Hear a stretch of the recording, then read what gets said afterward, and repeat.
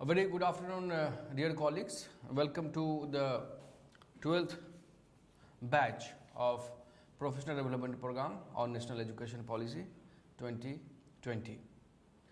Dear friends, we all know that we have been discussing various themes related to national education policy through different live conferencing sessions on Swayam channel 20. I am Dr. Asgar, Assistant Professor Selection Grade at Staff Training and Research Institute of Distance Education, Indira Gandhi National Open University, New Delhi. As I inform you that through various sessions we have covered almost prominent topics of national education policy like multidisciplinary education and holistic education. We have had sessions on education through regional languages. We had session on academic bank of credit, vocational education and skills development as per the National Education Policy 2020. And going by that series, we are going to have different sessions on different themes of national education policy. And today we are going to cover the first topic of this batch, 12th batch, that is on design and development of online and blended learning courses. Friends, we all know that a specific chapter has been dedicated for this digital and online education in the National Education Policy 2020. So therefore, there is a greater emphasis on implementing the technology and using the technology in our teaching learning practices at different universities and colleges. So therefore, it is also our requirements as a teacher to equip ourselves or orient ourselves or make familiar ourselves with the different kind of technologies and tools available for our educational transactions. So going that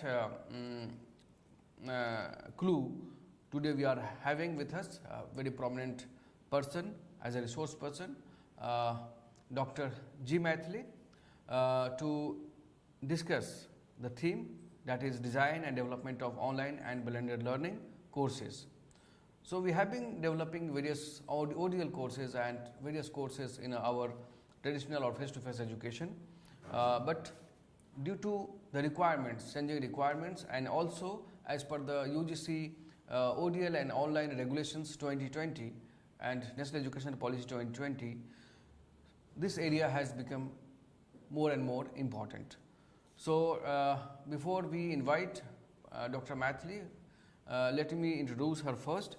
Dr. G. Mythili is Additional Director at Staff Training and Research Institute of Distance Education. She has almost 25 years of experience in different capacities in the ODL system, and more importantly, technology enabled teaching and learning. Dr. Mythili has done her PhD from Stride IGNOU on the topic of a study of factors associated with online training on performance and satisfaction of academic counselors. She has Master of MSc Information Technology degree from Punjab Technical University in the discipline of Computer Science. She has also completed her Master of Arts in Distance Education from IGNOU, and beside that, she has a Bachelor of Engineering degree in the Computer Science and Engineering from Madurai Kamaraj University. Beside that, she has been, as I told you, she has 25 years of experience in different capacities at IGNOU, and she has also been involved in various international assignments, like she has been associated with Professional Development Program on OER based e-learning, which was developed by SEMCA, Commonwealth of Learning. And as far as her publications are concerned, she has about 15 research papers to her credit and 9 chapters in edited books. She has presented about 14 research papers in various international and national conferences. She has written about 12 different modules and units on different topics related to online education, distance education and online learning. And she has published 2 book reviews in various journals. Besides that, she is also having membership of various professional bodies like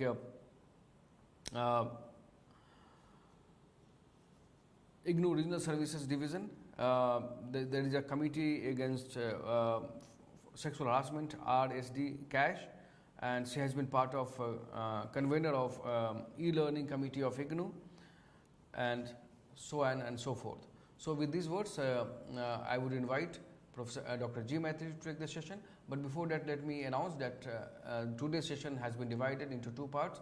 In first part, Dr. Mythili will be presenting before you, and after about 40-45 minutes, we shall be having discussion, and we shall be taking your questions and queries for discussion, which shall be answered by our expert, Dr. G. Mythili.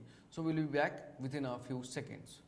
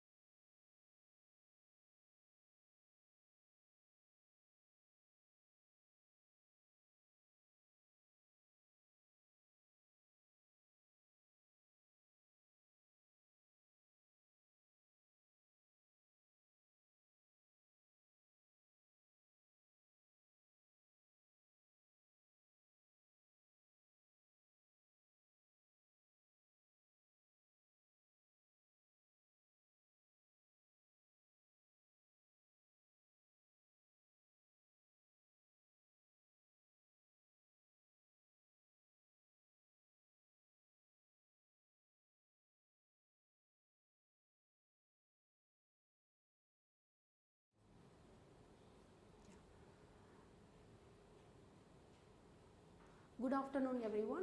Welcome to this NEP PDP batch 12 participants and the viewers of this session. Today, as Dr. Ali mentioned, that today we will discuss about design and development of online blended learning courses. So in this session, I will cover with the UGC ODL and Online Learning Programs Regulation 2020, and talks about the e-learning and its features, and blended learning and its features, and little bit about the what is MOOC and what will be the difference between the MOOC and online programs. And also we will discuss about the design and development of Swayam courses and design and development of e-learning resources which are mentioned in this regulation 2020. So we'll move over about the first. We will talk about UGC Regulation 2020, which talks about the ODL program, that is open and distance learning program, as well as the online program. So in this regulation, when you are going to this one, I request all the teachers of higher education, please download from this regulation from the UGC website. It's available on UGC website. Just search on UGC Online Regulation 2020, you will find this document and download it and then keep it with you, because this document talks about various aspects, starting from how to create and what is the eligibility criteria for the institution, as well as the up to that how we can conduct examination, assessment part, and how we can develop the e-learning resources, and all informations are available, the regulation information. So one should keep and one should go through this document very carefully. So coming to this one, in this regulation of part B, 3 of B section, talks about the recognition process for the offering programs under ODL as well as the online mode. This talks about the institution level eligibility criteria. So let us discuss what will be the eligibility criteria for offering the online mode. It talks about in the point number A and point number B. Here I have highlighted the point number A and B for you. So the higher education institution which is having the NAAC score of 3.2, 3.6, 3.26 and above, and having the rank in top 100 in university category of the National Institution ranking framework. If the institution fall in this category, then the institution can offer the maximum 3 undergraduate programs, 10 postgraduate and PG programs with the approval of the statutory authorities of the institution. And this category which says about that they no need to get the approval from the UGC, they can directly offer the programs, 3 programs, and if you want to offering more course, then you have to get the permission from the UGC for offering the more courses through online mode also. And further that every cycle we have to get the permission or approval from the NAAC as well as the NIRF ranking system to offer these online programs. So this is the first regulation that talks about this. And then the part B talks about if the institution is not falling in the category A, then the institution should have existence of at least 3 years, and then they should have the score of NAAC score of 3.01 and the 4-point scale. If it is there, then also they can give the get the permission from the UGC, then they can offer the online program as well.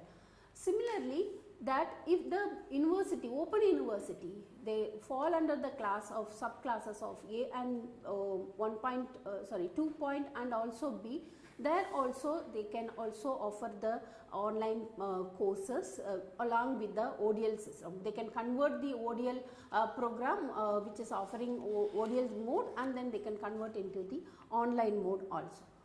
So these are some of the annexes which is available in this regulation, which is very much important. Annexes are that there are 10 annexes available in this regulation. So talks about from the Center for Internal Quality Assurance, and then that how the examination conducting, the standardization of the examination center and all. So these are some of the annexes they have mentioned in that particular regulation. So very important we will cover in this session is like annexure 6 and 7 as well as the annexure 9 also, because how we will offer the course, online course, the platform should be there. So that also we will discuss in this session. And let us talk about the what is e-learning, because starting from e-learning only we will cover with the other mode of the learning.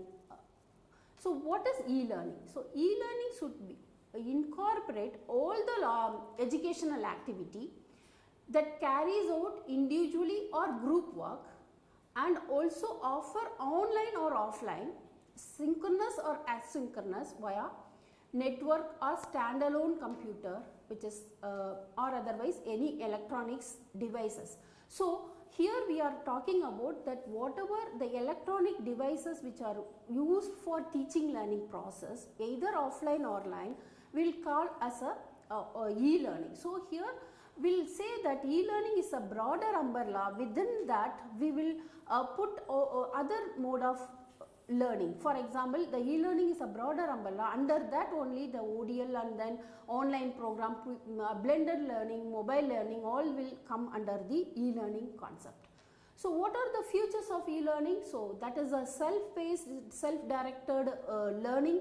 So student can able to do at their own pace and at own their direction. So which we have to design, that means the teacher has to design for the material or the content or the program or navigation which facilitate the learners for their own self-directed learning concept. And also anytime anywhere learning, the student, it's no need for to come to the classroom situation where they will fix the time, but is here that flexible time is available for the learner, and also faster learning and less expensive, that is we have to discuss. And then easy to manage, because they can also easy to manage with their own laptop or with the mobile, which the the devices which they need to do it, but they can able to do their learning process. And also very importantly, we are always talking about the collaborative learning, so that the learner can move towards the active learning, not and towards the deep learning, in order to avoid the fragile learning. So collaborative learning is a very important aspect which we are talking about while moving towards the online learning.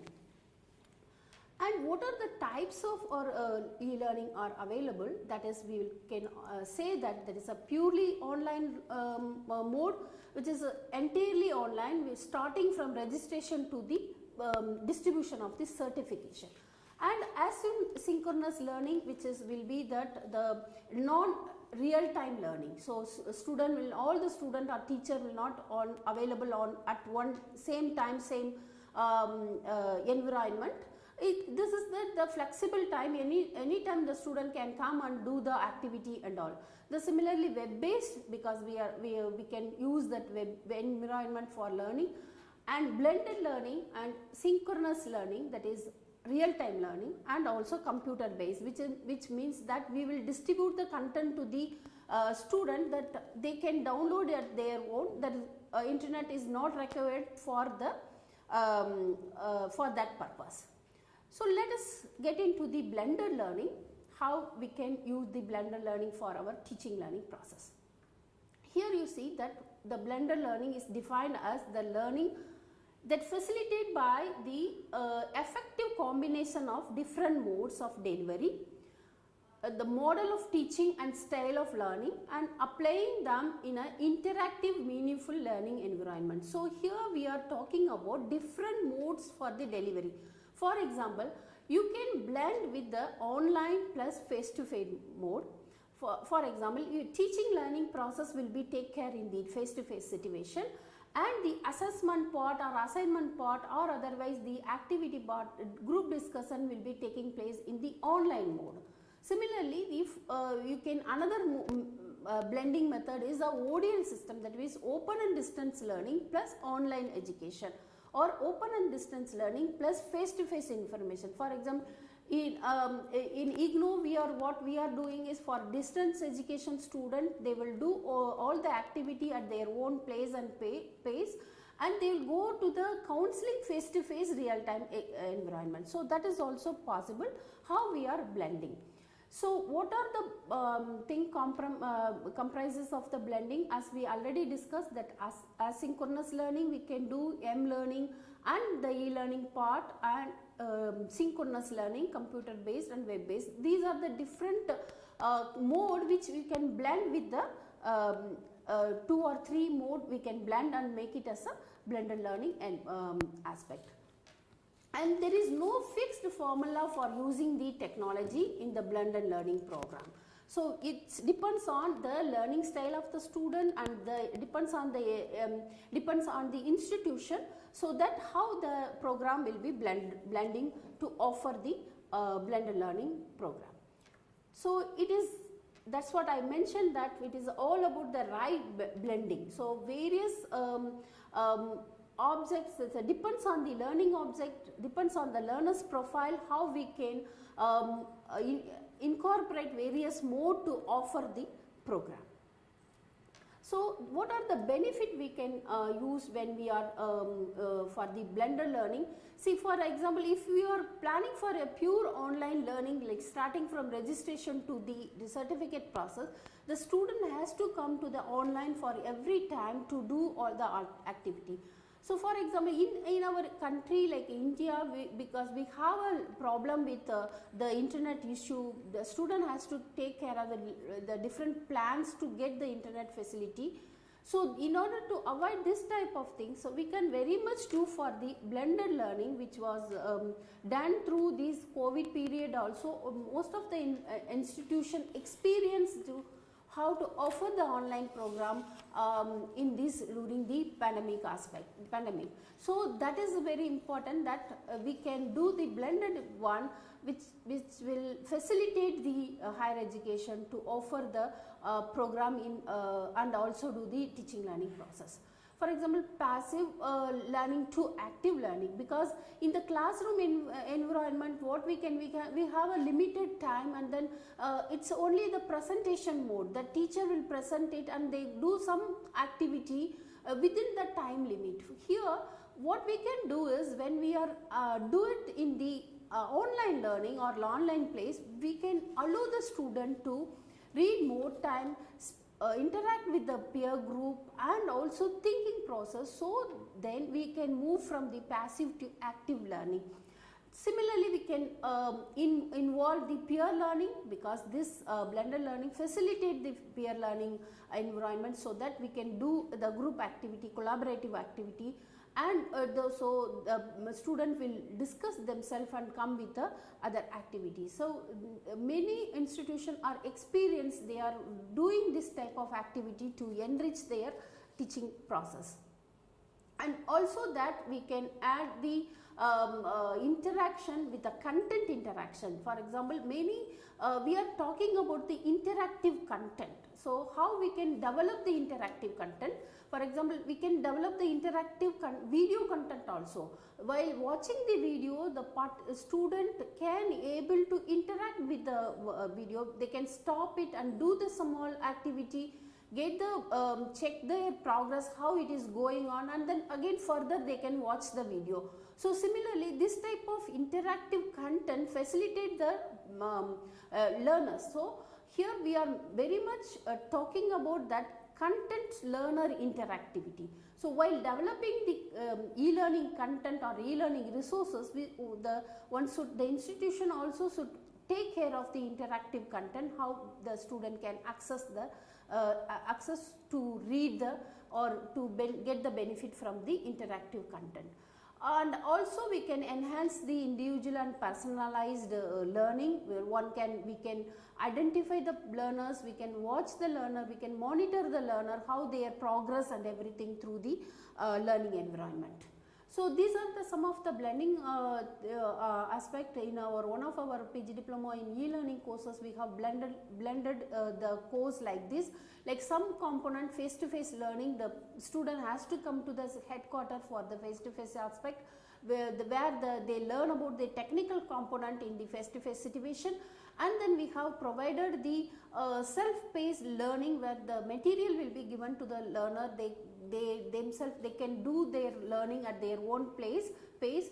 And also there are a collaborative activity where the participant involved in the group activity, and they have to come with a small reflection on some topics or some project work. So these are the activity we have done it with the in that particular program. And there are different blendings available here, that is a human and technology blending. We need a motivator or teacher to motivate the student. Mentor is required to monitor the personalization, and then to provide the feedback immediately. If the student are going beyond the concept, or they are developing the misconception, then we have to provide that feedback as a teacher. And also that for example, what type of relevances is there. So if we are blending with the technology, then we have to use the technology to track the student, and also then we can provide the self-learning study material. So to flexible time and everything will be taken care by the technology aspect. So there are two different components in this blended learning. There is a synchronous component and the asynchronous component. synchronous component on physical, that means face-to-face component, where face-to-face tutoring will happening, coaching or mentoring session, classroom environment, workshops, conference, meetings at the face-to-face situation. So, teacher and student has to present physically to do this type of activity. And for that electronic component of the synchronous activity, where we can do the internet conferencing. Right now also we are doing the real time synchronous component to interact with the this NEP batch 12 through online. And similarly audio conferencing, live video, and then video conferencing, virtual online classrooms, instant chatting is also available. So that if you are not able to do the streaming of video and audio component, we can do the text based interaction live. That is also possible using these various learning environment. Again, the another component is asynchronous interaction, that is a non-real, not a real time, where we will give the place or pace so that the student can take their own time to think and reflect on that particular component. So, one is the email, discussion forum, and the web based instruction, e-books, articles, and also notes taking. These are the synchronous activity which can be performed by the learners as well as the teacher. So, these are the some of the tool one can take with the blended activity, that is if you have a small number of student, then you can go with the Google components, Google apps using Google site, Google Classroom and all, and also Moodle, which is one of the robust learning management system. We can also customize, and Edumo and others, Schooly is also available for offering this type of blended learning aspect. So, coming to the MOOC, which is a massive online, massive open online courses through web based. So, and there is a online. These two are mentioned in our UGC Regulation 2020. So, which talks about the both MOOC as well as the online courses. The online courses are delivering via the learning environment, which can be viewed through the mobile and with various devices and also web browsers. The device which is affordable for the student, which can be customized, and then we can use it for the teaching learning process. So, this will be facilitate them for their learning process. And there is a difference between the MOOC and online courses. What will be that if we are, in order to visualize this content part, the MOOC is the content is available into 24/7 because once they will offer, because it's a massive course, any student can offer in this one, whereas in the online course we will customize, we will have a limited number of students because they have to register, they have to pay for money and all. So, this will be upload weekly once and time, and then there is a content every week they used to upload, depends on the faculty or depends on the content of the course. Similarly, that media is open source. Here we can restricted by the institution, because we are not going to open, the online courses are not going to open if you are offering through institution, because there is a control by the university or institutions. And also these learners are engaged and share their contribution and material. Here in online courses, student will do their own activity, whatever the teacher asks to do, that is a bounded one. And also in the MOOC there is a very limited, depends on the MOOC, offering the MOOC, there is maybe a less number of modules and all. Online course we have to follow the certain regulation, so that there is a, if it is a 2 credit, how many hours we have to offer. So, the modules are fixed, we have to follow the regulation and all. So, the content will be edited every semester based on the feedback and all in the online program. So, that is what we are talking about.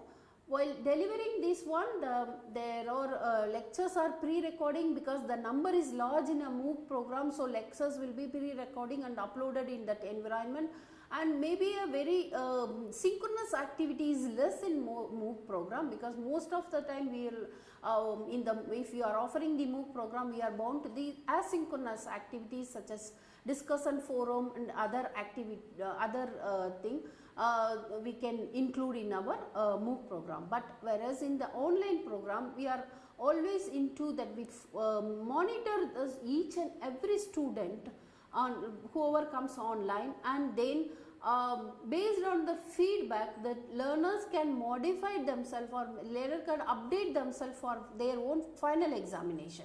So in every activity, teacher will provide the feedback to the students, so that they will improve their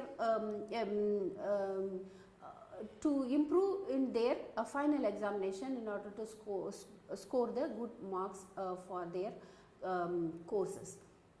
So let us talk about the design and development of courses on MOOC, because I will take very little about the Swayam program, because we have an exclusively session on Monday on Swayam and Swayam Prabha by our esteemed Pro Vice Chancellor.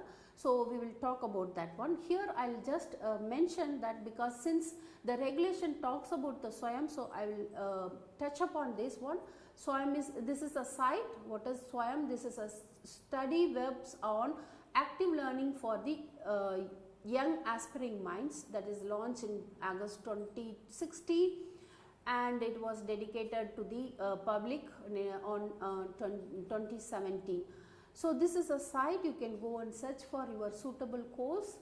So this is for this access, equity and quality for their motto of Swayam.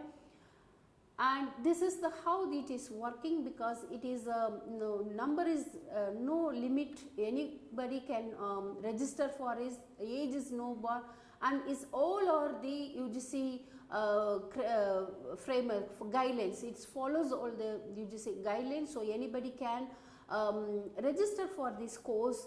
And also this is free of cost. You can, for the lifelong learning, anybody can join and learn about the information, the course offered by eminent professor from the various institutions. The teachers are available for to help the course to learn. But if you want to earn the credit or earn the certification, so there is a limit, because the NTA will conduct the examination. One should appear the examination to get this certification. And Swayam is a one-stop web, mobile also is there. It's interactive contents are available and easy access, and also that peer group interaction through the discussion forum is available here. And these are the national coordinators. One should go and do the work. For example, if you are going for the certification and diploma program, you want to offer through that, you can contact the IGNOU as a national coordinator. And also if it is a management program, go to contact the IIM Bangalore and other for aspect, you can contact. These are the national coordinators for this one. UGC is also there for PG program. So these are the portal you can submit the proposal, because the detail will be on the next session. You can able to know about the details about the proposal and all the details. And coming to the learning resources, here we have to more focus on it, because we have to provide the learning resources so that the online program or the ODL program, the resources is very much required. And as I mentioned that content student interaction is very important, so that the teacher or the institution has to develop a very rich e-learning resources in order to to upload on the learning environment to offer the online program. So let us start with the regulation. What the regulation says about in the para number 13C in page number 71 of the regulation, it talks about that higher education institution offer the program in online mode shall prepare the e-learning material in the mentioned in the annexure 6 and 7. Okay, we will talk about the 6 and 7 what it is mentioning. So they are saying that this it should be follow the 4 quadrant approaches, and also the 4 quadrant approaches the credit framework of the online learning Swayam. So Swayam regulation also one should know about that, how the regulation, because this online learning program, if the institution need to offer, then they have to follow all this regulation. One is as I mentioned in the UGC Regulation 2020 as well as the Swayam Regulation 2016. You have to follow some 2017 and 18 also some modification is there, but basic is on 2016. And as you know that this is mentioned here is 60% of the learning material developed by the in-house faculty of the institution. So we have to develop, as a teacher you have to develop the 60% of the learning material as mentioned in this particular document. Also mention what type of learning material we can do it for, and remaining 40% you can take it from the OER material, that is open educational resources, which is available, and all the other resources duly approved by the statutory authorities of their education. So the institution should take care of the learning material, which should be 60% in-house, and the 70 and the 40% you can take it for the OER also. This is permitted. And how we can take it up the OER material, you have to follow certain rules that which should be suitable to our course curriculum and the contest and everything you should take care while including the OER in our teaching learning process. So this table talks about in the annexure 6, as I mentioned here in the page number 99, it says about the norms for delivery of the courses in the online mode. So suppose if it is a 2 credit course, if you are offering through the online mode, what we have to do, that course should be offering in the 6-week program. Okay, 6 weeks that course should be offered. In that particular, there is an interaction, as we have already discussed, 2 different interactions, that is synchronous and the asynchronous interaction. In the synchronous interaction, we have to provide 6 hours synchronous interaction for 2 credit, 1 hour per week we have to do. So that means the 1 hour for the counseling you can go do, and then we can give the live session, you can invite the expert for the webinars and all. So we have to cover the 6 hours of interaction, live interaction, that is a synchronous activity. The priorly you have to inform, declare to the learners so that they will also get ready, and then you can ask for the flipped environment. That means you can ask, give the topic early, they go through the topic and then come for the counseling, then discussion mode and all, you can plan for it.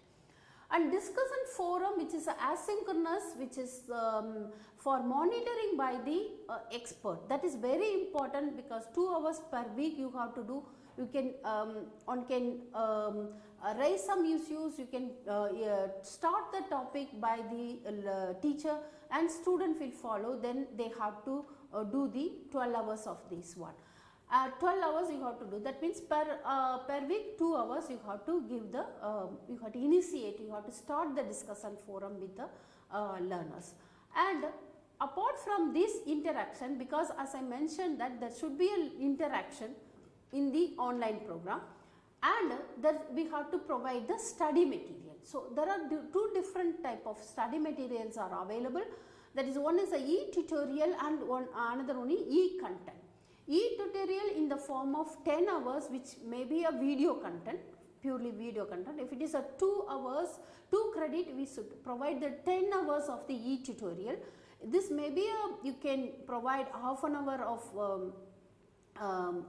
tutorial for 20 half an hour video, or if it is you want to reduce because attention span is very less, so you can go for the 10 minutes, but you have to cover at least 10 hours of e-tutorial. And then e-content, which in the form of either e-books and all, that also 10 hours e-content we have to provide. And the self study hours, that means including the assessment. So you have to do for the which can be a OER material, which can be a web resources, the further reading and all you can include in the 22 hours, which includes the assessment or the assignment, writing the assignment, do the quiz part and everything including the 22 hours of this. So totally 60 hours you have to follow. That means 1 credit equal to 30 study hours we are calculating per credit. So similarly you can follow the 4 credit, 6 credit and 8 credit for the courses we can offer through the online mode.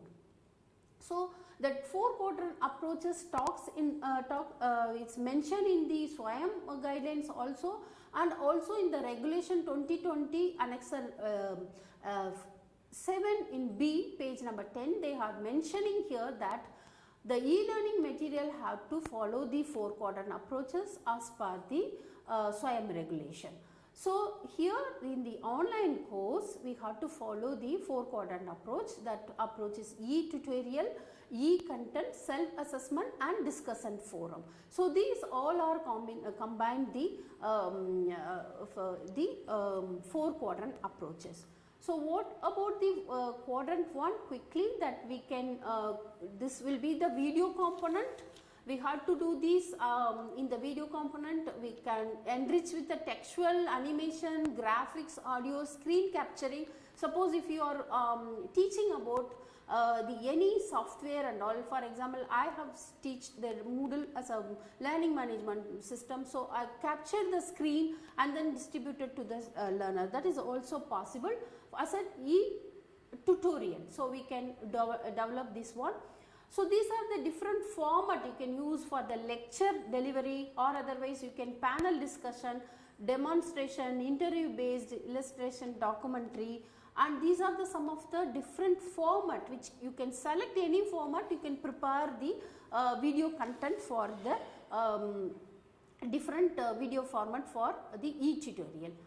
And these are the production, because you need a production setup and all that you have to plan for it for the pre-production, and then recording it and edit it for the post-production, and finally you have to deliver as a e-tutorial in the learning platform.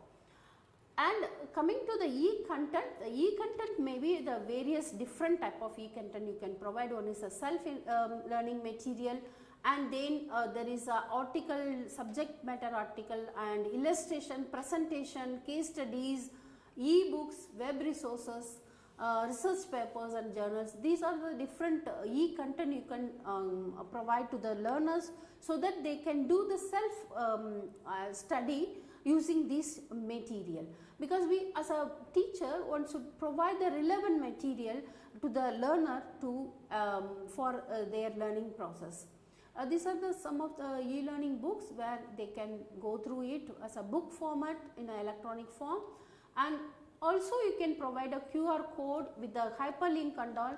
Here we have developed for our own course with a link and from our learning resources like repository, which is we used to call in IGNO, we used to call as a e-Gyangos. In there all the learning material of IGNO is available. So in order to avoid the searching process, one for my course, for example, this is the page which I have given to the learner, this page.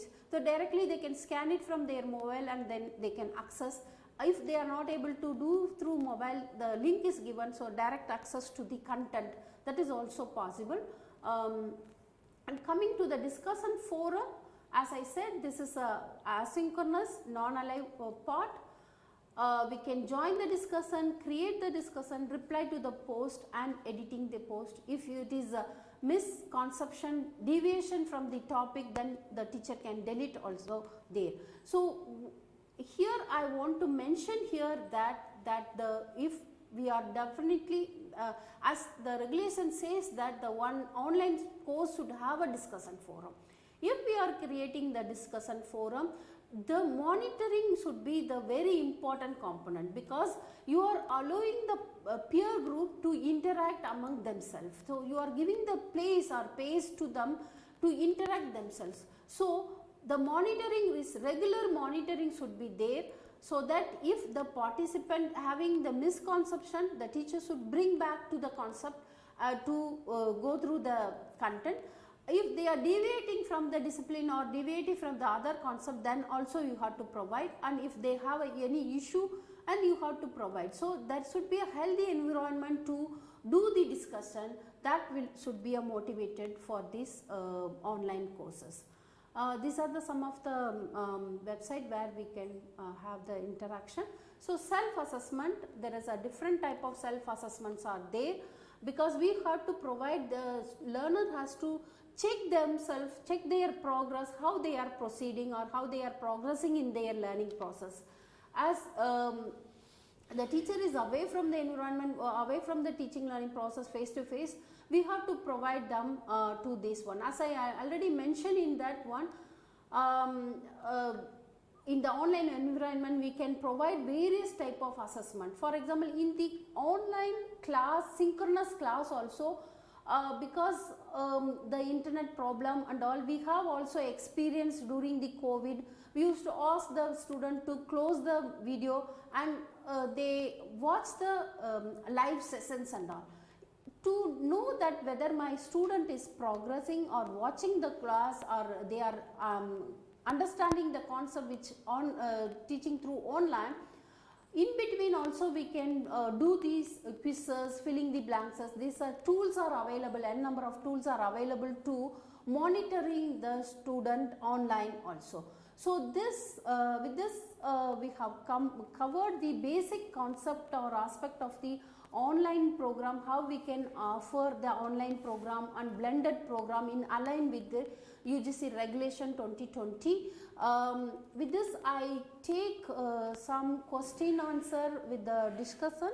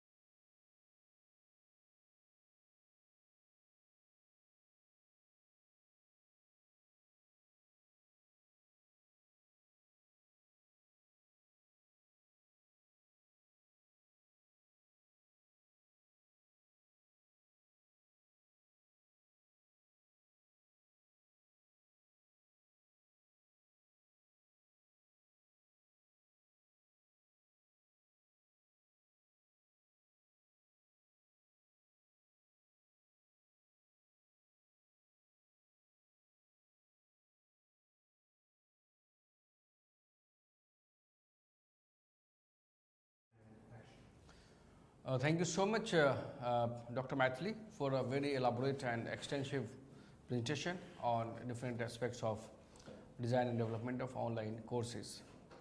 So we have received a lot of questions and various queries from our participants who are watching our live session. So, we have very few minutes left, so we shall be taking only few selected queries of the learners as promised earlier. So, Dr. Mythili, you discussed about blended learning. Actually, can you give one or two examples of your program, how you designed that program and what were the major components of your program which was offered in a blended mode? Okay. So, as we mentioned here in our staff development and staff training and research institute of distance education STRIDE, we are offering MA in distance education. So, in this program, there is one course called the Educational Communication Technology, which is coordinated by me. In this program, we have enhanced our credit from 6 to 8 credits. So, in order to enhance that one, what we have done, we have used the blended approach. blended learning. So already our students are in a ODL mode, that is open and distance learning. So where the students receive all the course content printed material. Apart from that, then they have to go through all the printed material. After going through the material, the student will receive the learning environment specially designed for them. So there should be around 8 activities they have to do based on their reading material. So all the activities they have to develop. For example, one of the activity they have to develop a small video component which is on their own discipline. So they have to develop, and then they have to come to the online environment to submit all the activities. So there is a blend here is in this course like a ODL plus online environment. So activities are available online, and the student has to study as a distance mode, and they have to come online for their activity submission, and they will receive the feedback from the faculty in order to improve their work before the examination. So this is how we have blended in ODL plus online environment. Another one is like, for example, as I mentioned, for technology based, they have to come to face, and they will do the online program. That's what we have included. Okay, thank you so much. Dr. Mythili, you also discussed about e-learning resources and how the e-learning resources can be utilized for the teaching and learning purposes, or enhancing the learning experiences of the students who are enrolled in any online program. So you mentioned about that ODL and regulations, ODL and online regulations 2020, which was unveiled by the University Grants Commission.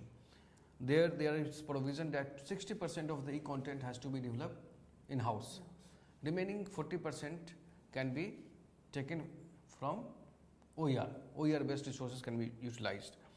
Regarding that, there is a question that can you name few of the major sites where they can go and take the open educational resources, and what are the points they should our teachers colleague should keep in their minds while selecting the open educational resources? Okay.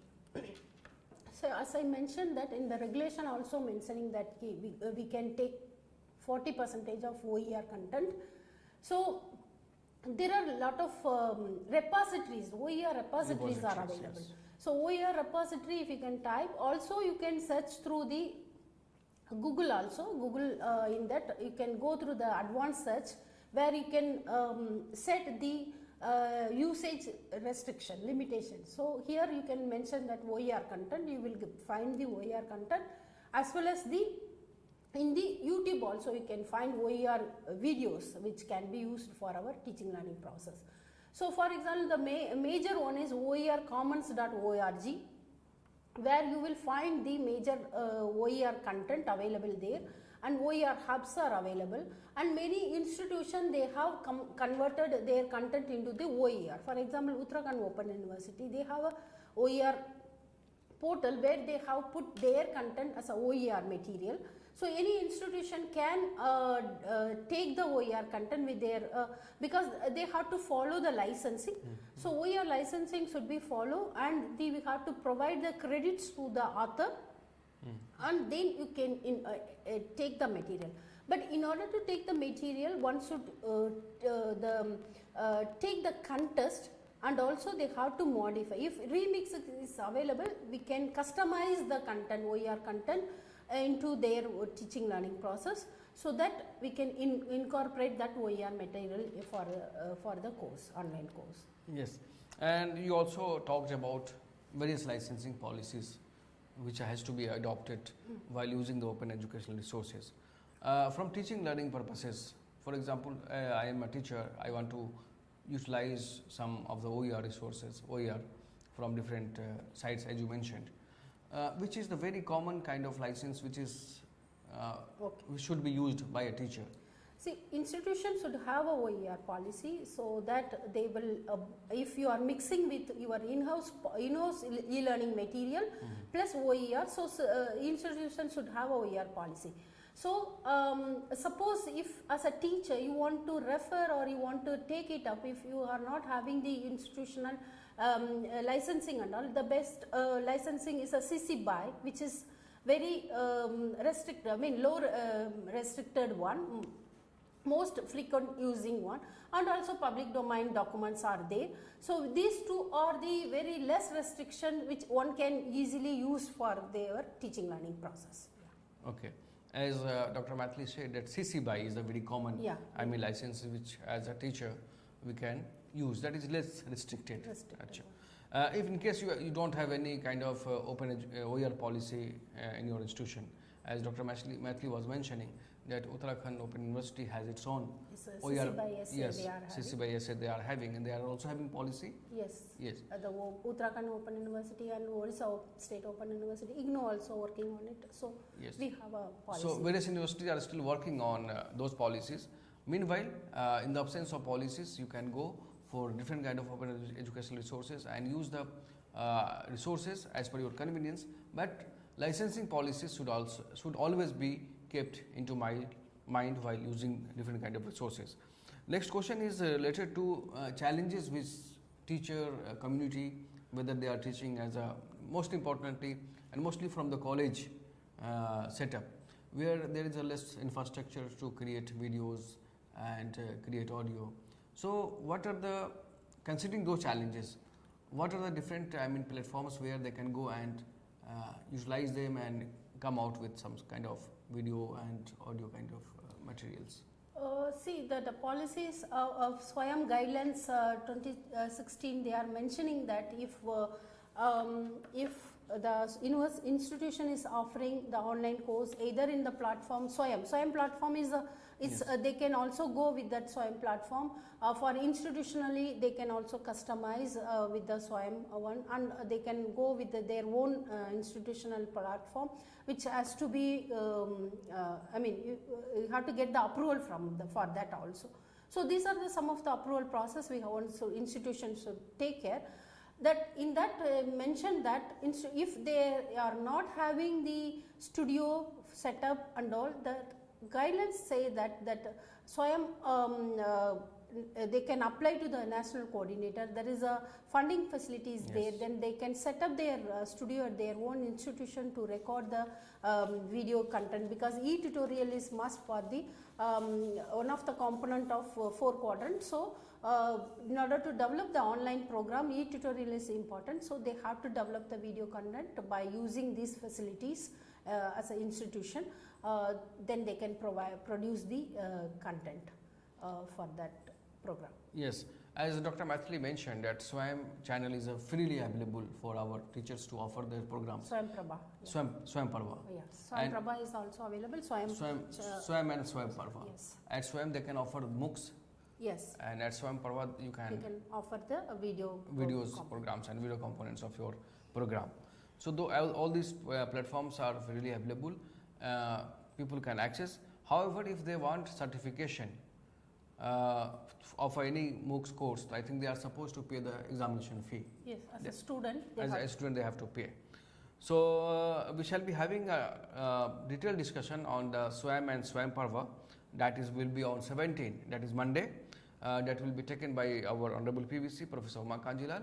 There she shall be discussing about discussing in detail what are the different processes involved while going for offering your specific program or courses on Swayam and Swayam Prabha channel.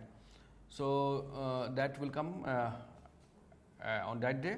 Moreover, before concluding this session, let me also inform you all that just after this session, there will be broadcasting of 2 videos as per our regular practices. So first video will be on National Education Policy 2020, the broad contours, which is the lecture is delivered by Padma Vibhushan Dr. K. Kasturi Rangan. That will be transmitted just after this session, and the second video will be on the role of policy in higher education. That will be delivered by Professor K. Ramchandran. So all these 2 videos will be available for you.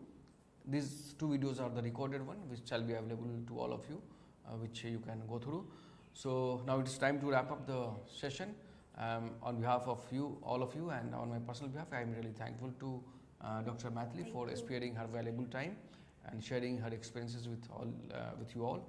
And we are equally thankful to all of you for joining the session. Take care. Goodbye. Thank you, Dr. Ali. Thank you all. Thank you.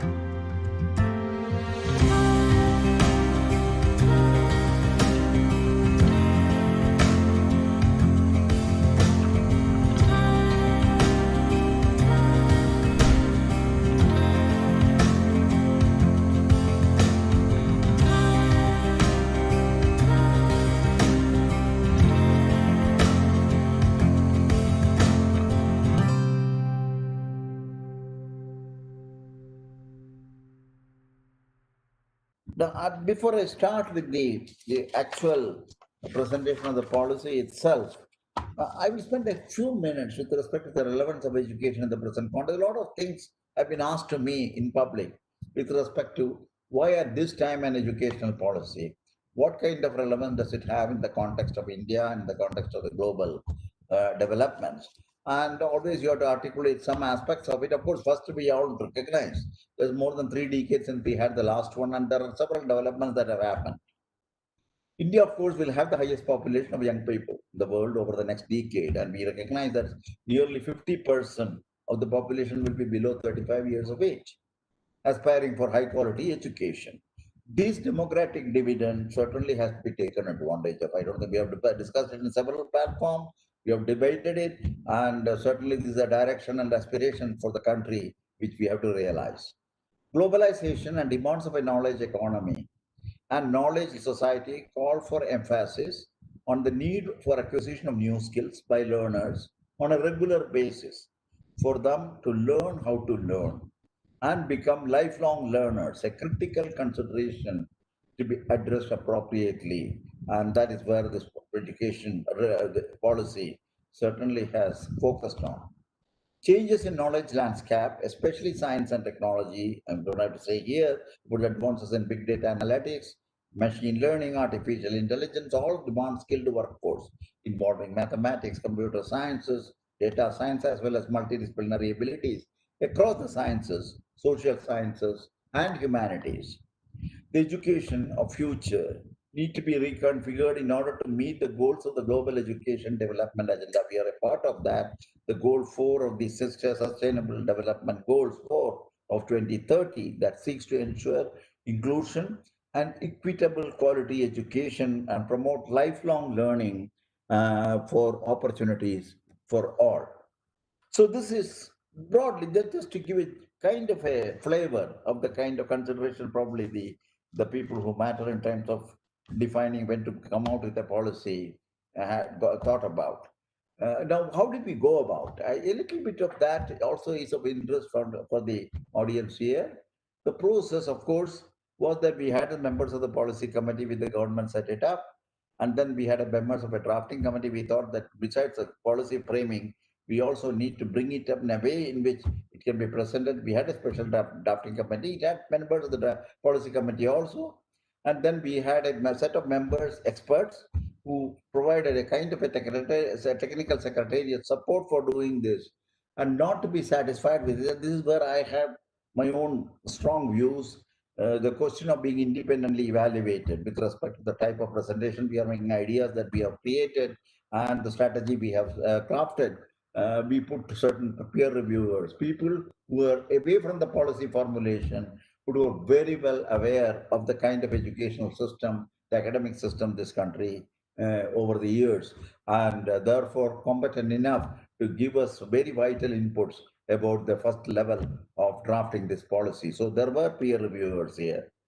Discussions and consultation, we went through a even though this particular policy was initially having a basis of previous policy document, in fact, 4 years of work, very intense work had gone through in the formulation of this policy earlier itself. Documentation from downward, consultations were there, submissions from individuals and groups were there. So there was the previous Honorable Minister of Education. We had also the TSR Subramaniam Committee and many others. So we had many things to fall back on. The question was to review them, to adopt them, and to see where we need to move extra efforts. And that is where we saw that discussions and consultations with the different stakeholders, including organizations, institutions, and individuals. We had quite a number of inputs which were new, which had very unique in terms of things which were not earlier presented or considered for discussion. And of course, when everything was ready and when we made an initial presentation to the ministry, they felt that ultimately to go into the public domain is a national, very important national document. We need to get the public responses of what they are in for the future of education. We got more than 2.5 lakh responses from both from the school and the college education, higher education point of view. So that was another major thing. We went through a consultation with the state educational authorities, including in many of the states, we had also consultation with the state ministers. And then we had a review so that when the policy was in the near final stages, the number of reviews were conducted by the Honorable Prime Minister himself. In fact, he went through every aspect of the policy and every items of the policy, and he wanted to make sure that there is a level of pragmatism and the ability to carry this forward in the implementation domain. So this is one of the important things that the Honorable Prime Minister, he came out with several interesting suggestions also, I should mention. So that is the other part of it. And finally, we got the cabinet approval on the 29th of July 2020. Immediately following that, for a number of measures, the first and foremost was to make sure that there is a very intense familiarization process for this. So major conferences with chancellors, vice chancellors, directors of higher education institutions, other high-level functionaries were convened. These are meetings convened by UGC and Ministry of Education and addressed by Honorable Prime Minister and His Excellency the President of India. So these were kind of things that were also carried. This also underscored the importance at the highest level that they attach to the policy. And now we are in the stages, and I will say at the end of my talk a little bit about how the concerned agencies and the ministry is moving towards the implementation. Now, to just give a framework for the policy provides an integrated and flexible approach to education. It has kept the interconnectedness, the various phases of education in mind, and how the same will enable continuity, coherence, and processes to ultimately realize an end-to-end educational roadmap for the country. An articulation of a broad view of education encompassing the holistic development with special emphasis on kindling of the creative potential of each individual in its richness and complexity has grown increasingly popular in the recent years, several domains of discussions.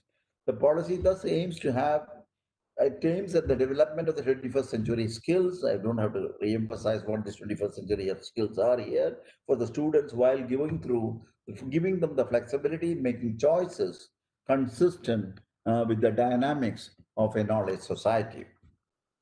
Before we go straight into the higher education and go into the details of the same, a little bit about the connection between the school education and the higher education. We do recognize, all of us, and the policy does so, the interconnectedness of the various phases of education. I mentioned it earlier. School education is of intrinsic importance, there's no question. How a student experiences the schooling phase of education could have a significant influence on those subsequently pursue higher education, including professional and vocational, besides, of course, helping to lay the foundation for lifelong learning. So keeping this in mind, I'm trying to first put the overall policy element, the element that is gone into the policy as a part of the academic side, not just on the governance and other areas. We have the early childhood care and education, home education, Anganwadis and preschools. One of the very key elements, because we did make transformatory recommendations in the context of the early school education. I will say a few words about it in the subsequent projection. And right now it is divided over a 15-year period of foundational, preparatory, middle, and secondary. We'll see the details of that. On the higher side, of course, we have the undergraduate, general education, teacher education, professional and vocational to focus a little bit. And then we have the postgraduate, masters, and PhD, need not be emphasized here. And ultimately, a national research foundation a unique institution that will spur the research, and particularly in the educational institution and university system particular. And then, of course, we have areas like lifelong learning, adult education, and many other areas that have been also including the use of technology for education. These are all part and part of. So this is just the broad elements of the policy which you have touched upon in the policy. And I will, of course, as requested, I will try to concentrate on the higher education, but not before saying a few words about the kind of things that we have thought about in bringing the school education to a new domain.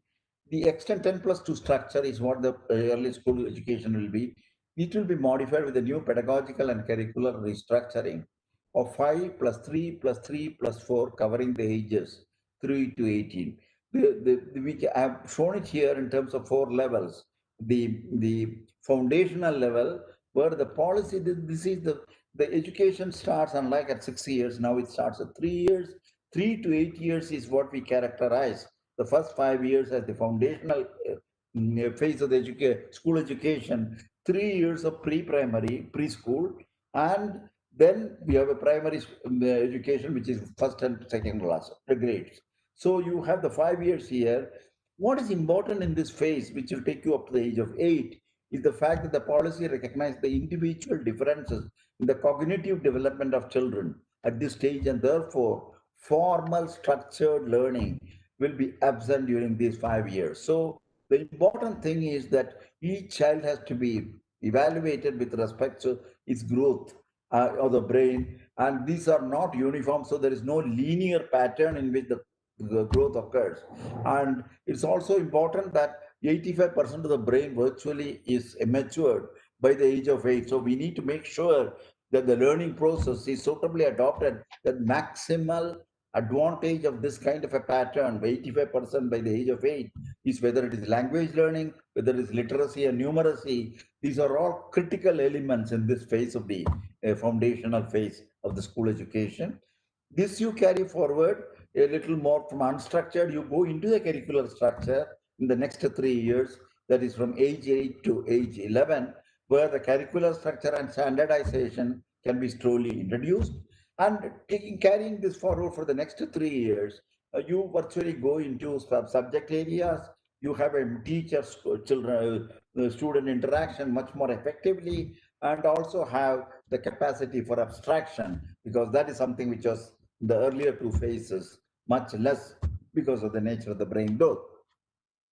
And lastly, we have the secondary education, the last 4 years of school education, ages 14 to 18. There will be multidisciplinary orientation with exit options. This is the phase that will prepare the student for undergraduate program, and that's why I'm coming to this, because undergraduate program is very much related to the kind of orientation in the policy that we have tried to create in the secondary level of the school education, including early introduction of liberal arts education. So this is the kind of a thing. Of course, you have vocational education here, you have the exit option here. If you want to leave at the age of 18, the school education and take up some kind of a job, there are enough provisions for that, enough training and other kinds of things. In fact, we have recommended that we need to have a youngster who knows at least one vocational area thoroughly, 100% in by the time he leaves the school, that kind of a thing. And the first 4 elements of the vocational education in the overall scheme is a part of the secondary and part of the middle as well as the secondary education. So this is the broad thing. I thought I wanted to emphasize this mainly because these are the times in the we understand today the neural sciences and the kind of cognitive science which dictated this study of creating a policy around the present understanding of the brain and its growth. And I thought I should bring it to the attention of this erudite audience. And this is just to give you an idea of a brain, how critical it is to make sure that we make use of the brain and its stimulation, the early phase of the child's growth. And one can see very clearly the cognitive stimulation, what it does to the brain, to a case where such a simulation has not occurred. We can very clearly see the temporal lobes, how different they are in terms of its growth and maturity, and which essentially means how much you take advantage of the pattern of the brain growth in terms of the learning process and also the teaching process. Now, having said all this with respect to the school education, we move over to the undergraduate education, part of the higher education. What the policy does is to promote a holistic. We have made a broad approach which is holistic and multidisciplinary at the undergraduate level. And this is something which is not new to this audience, and especially I don't know IIT Delhi's some of the very early efforts in the context of holistic and multidisciplinary education. They generate more imagination and creativity in the student to ensure their all-rounded development. And of course, the concept which we today term as a liberal education, which is really multidisciplinary and holistic, is an age-old idea in the Indian context. I don't have to say this again. The Banabhata's Kadambari, which is considered a person was recognized as truly educated when he mastered the 64 kalas encompassing music, dance, painting, culture, languages, and in addition to subjects such as science, engineering, and mathematics, as well as vocational subjects.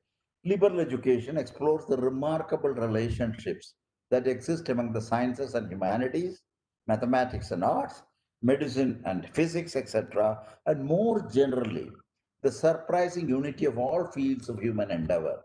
A comprehensive liberal education develops all capacities of human beings: intellectual, aesthetics, social, physical, emotional, and moral in an integrated manner. So, this is the approach, and this is the one we have tried to translate into the policy as a crucial step to lead India into the 21st century. The fourth industrial revolution, multidisciplinary education is central. Even engineering schools, I know IITs following this, in this case, will move towards more holistic multidisciplinary education with more arts and humanities, while arts and humanities students will have to learn to aim more science, while all will try to make an effort to incorporate more vocational subjects and soft skills.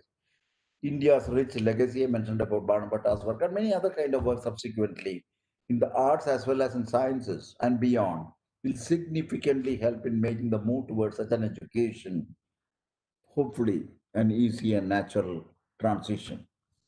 Now, how is it that the policy has put that in concrete terms? Liberal education with broad multidisciplinary exploration, it has to be an imaginative and flexible curricular structure, creative combinations of disciplines of study. This has been chosen, whether it's arts, crafts, sciences, mathematics. One has to see how do you create a creative combination. This has to be all worked out. And multiple exit and entry option is another important feature of the undergraduate education. And master's and doctoral education will provide a sub-based specialization as a part of the higher education. The 3 to 4 year undergraduate course with multiple exit options, the 4 year program is the main recommendation in terms of the undergraduate program. Undergraduate degree will encompass, of course, liberal arts, multidisciplinary and holistic education. And then you have the chosen major and minor concept that is there.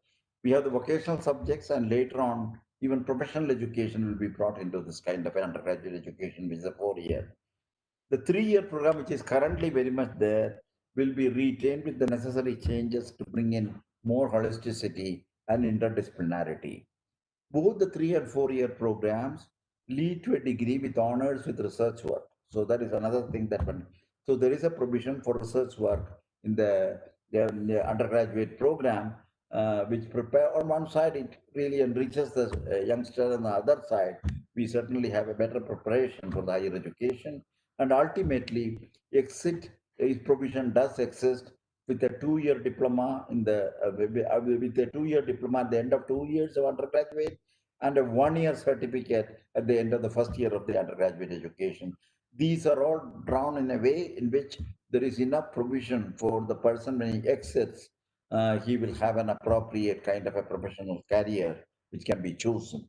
And this is a preparation that you try to do in the first year and second year of the undergraduate education, with the proviso that in case in the later years you want to come back to the education with certain provisions with respect to the preparatory part of the entry, you can still continue your education to a third year or a fourth year or even higher education part of the postgraduate education. This is also kept as a flexibility in the system. On the master's side, 2 years for those with the 3 year undergraduate degree, 1 year for those with the 4 year undergraduate degree with honors, and an integrated 5 year program is the three kind of flexible way in which you can go towards master education. Next one I would like to bring is integrating professional education. Regarding the integration of professional education with general education, the policy aims to take a holistic view to the preparation of professionals by ensuring broad based competencies and understanding of the social human context, a strong ethical compass in and addition to the highest quality professional capacities. There is something holistic about the recommendation that we have made. I'm sure most of the professionals are very aware of this particular part of it, especially the IIT faculty and the academics.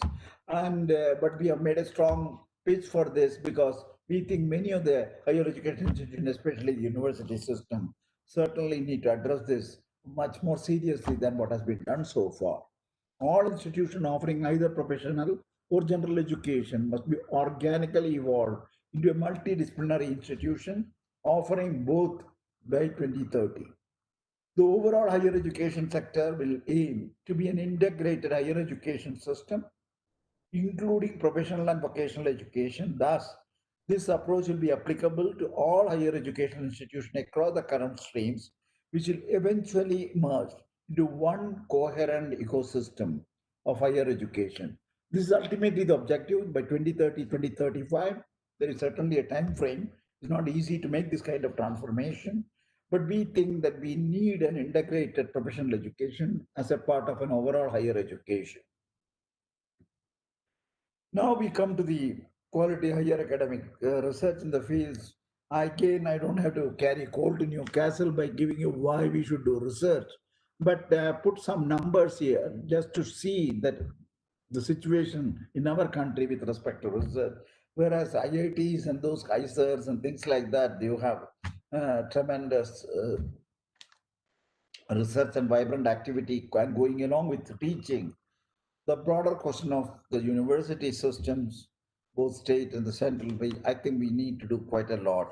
Even though we do address this question of a quality academic research in the overall context of higher education institution, we would like to particularly make this policy focused on educational systems in the university, and many of the state universities and other private and some of the other private universities certainly has to review this in the context of the type of recommendation we made. And we do know the importance of the European Union estimate that two-thirds of the economic growth of Europe during they came the research. You had also, if you really look at the European accomplishments in the research and innovation, I was just trying to look at some of the details. 15% of all productivity gains in 2013, and that an annual increase of 0.2% of GDP in R&D investment result in an annual increase of 1.1% in GDP, a five-fold return for the type of outcome that they were getting. If you look at the present research and innovation investment in our case, 0.7 point, we can keep debating on that. One has to compare it with respect to something like 2.8 in US or for 4.3 in Israel or South Korea. These are the kind of which are 3 times the proportion of GDP. And this lower level of investment certainly meant the number of researchers in India per lakh of population is just 15.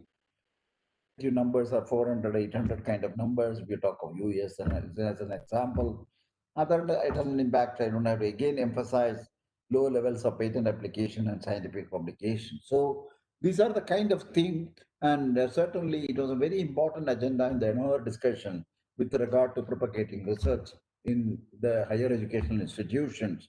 And so we have spent a considerable space and time to make sure that we have some very tangible recommendations on promoting this. Now, how have we tried to recommend it? We have tried to recommend the creation of a national research foundation. It is it is based on the fact that the policy will put emphasis on catalyzing and energizing research and innovation across the country in all academic disciplines, with particular focus on the state universities and colleges. I said that in the beginning, and that is where really the lacuna does exist, and they're serious there too. A fund to seed research in all universities and colleges so that synergies between the research and quality education can be leveraged maximally. NRF will fund across all disciplines. It's not only in engineering, and also it will expand the research and innovation at all universities and colleges, including private institutions. We have not made a distinction between private institutions and public funded institutions. And the criterion will be, of course, the merit of the proposal and the kind of capability to do research and the type of outcomes. And we need to make sure that they get the benefit of a funding system where this can be pushed further. After all, they also educate Indians, and many of the people depend on the private institutions for education. The NRF will have the provision to cover many themes: science, technology, social sciences, arts, humanities, and many more. In the scope, of course, everybody understands funding research through a competitive peer review process, building research capacity at academic institutions across the country through mentorship. There are very specific recommendations we have made regarding the mentorship, the type of bringing in people with who are veterans of research, who are at this time available for guiding research in these kind of institutions, who can spend some time doing research, guiding research, and also establishing the capability to conduct research in these kind of institutions, and then create the beneficial linkages between researchers, academy, everybody talks about this, and disseminating research through seminars, which is the other aspect of doing research. So these are the kind of things. This is just to give a little brief summary, a snapshot of the kind of thought that we have put into the National Research Foundation. We think this needs to be established, and this is also going to be. We had, of course, in our mind things like the National Research Foundation of USA. There are models of establishing this kind of a system, which really becomes a place where they address the excellence, the relevance, and the kind of outcomes with respect to research. And this has had a very strong influence on the support of research in the educational systems in many of the advanced countries, and particularly if you look at the models like US and Europe.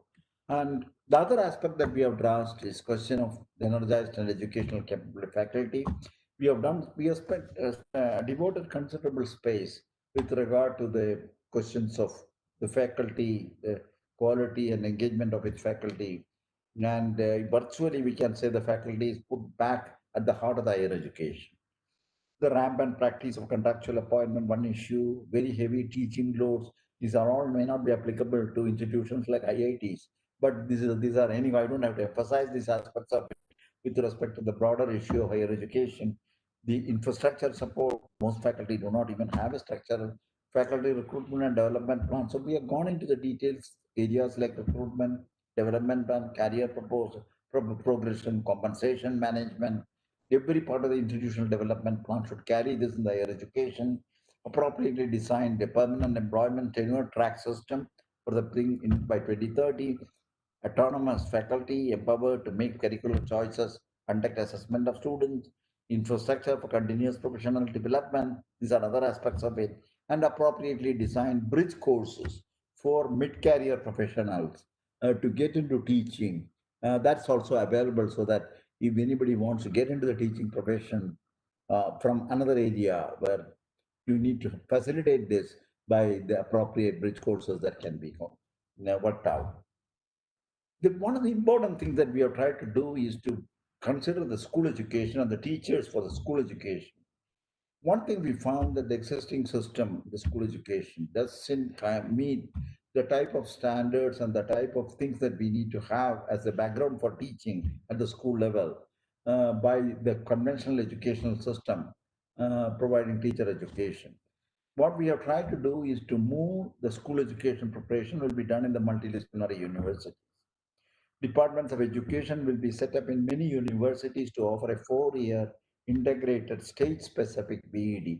The whole idea is to bring in BEd as one more of those undergraduate educational stream, one of the undergraduate educational stream, put it at a par with the other professional educational themes as well as the mainstream education. So BEd will be an undergraduate program of study covering both disciplinary and pedagogic teacher preparation courses for each stage of education, foundational to secondary. All subjects, including arts, sports, vocational education, they will be mainstream. On par with other undergraduate degrees, gradually the 4-year program will be eligible for master's and PhD programs. And the current 2-year BEd program will continue till 2030, but that after 2030, only those institutions who are capable or who are qualified to provide a 4-year teacher education can offer the 2-year teacher education. So we want to make sure that the standard, the quality, and the excellence that is intrinsic to defining the teacher education and preparation. Certainly, it takes into account through the higher education systems overseeing the teacher preparation and education.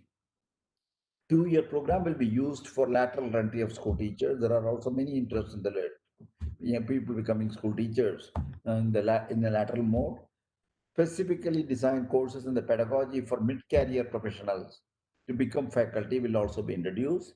And I don't have to say substandard and dysfunctional teacher educational, thousands of them have been already shut down. And this is recommended to be reviewed. Either they move towards institutions like the degree giving autonomous colleges, or they close down, or move over to other areas where the teacher education is not the main focus for these institutions. Something on the educational technology, Professor Ram Gopal mentioned about this with respect to the Prime Minister's this thing. We have addressed the questions of integrating technology at all levels of education. There is a very specific section where we have discussed this. I don't think I need to go much into the details of this. Again, the questions of 4 broad categories, well known: improving teaching, learning, imitation, and supporting teacher preparation, continuous teacher professional development, enhancing educational access to disadvantaged groups, streamlining educational planning, administration, and management, and teacher training for trade. The edutech is critical. And towards this, I also bring in some example where improving teaching, learning, and evaluation as a part of the educational system's resilience during the recent crisis like the COVID-19, the online education, synchronous mode, live interactions, and asynchronous mode, blending high quality pre-recorded content, rapid feedback with automated smart evaluation. So these are the kind of things on the improving the teaching and learning and education. Example regarding the supporting the teacher education and continuous teacher professional development, you have the recommender systems for content and certifications. Just another example in the COVID-19 scenario, the enhancing educational access to a disadvantaged group, connect the few specialized teachers to virtual classrooms of learners with specific needs, must address the digital divide. That is the biggest problem with respect to the implementation of some of the digital divide, and certainly this is to be seen. Now, streamlining education planning, administration, and management. We are also trying to set up as a part of this a national repository. There is a national repository of educational data to track progress in achieving educational goals. So this is just to give you a gist of the kind of thing that we have gone into details in the policy on the questions of educational introduction. But equally important is the fact we have tried to create a kind of a setup. It is not creating a lab, or it's not creating a facility, but it's a kind of a forum, a national educational technology forum, which we have recommended to be set up with the following rules to provide. The reason why we thought about this kind of a body in the context of choices, in the context of selection, in the context of research and educational technology, in the context of adaptation of educational technology from other sources of technology. The reason why I thought is the moment you throw open an technology as a facilitator for certain type of function, whether it is related to education or many other areas, it could be even to deal with energy from the waste. The type of technology and the type of options that will be available are enormous. And most of the time, the ability to make choices is one of the biggest problems that we see.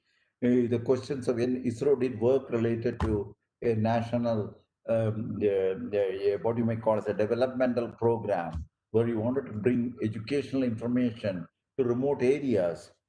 The choice was to make sure that we create educational material. But what were the materials? Those materials had to be researched whether it is appropriate for the tribal population which is going to receive the material.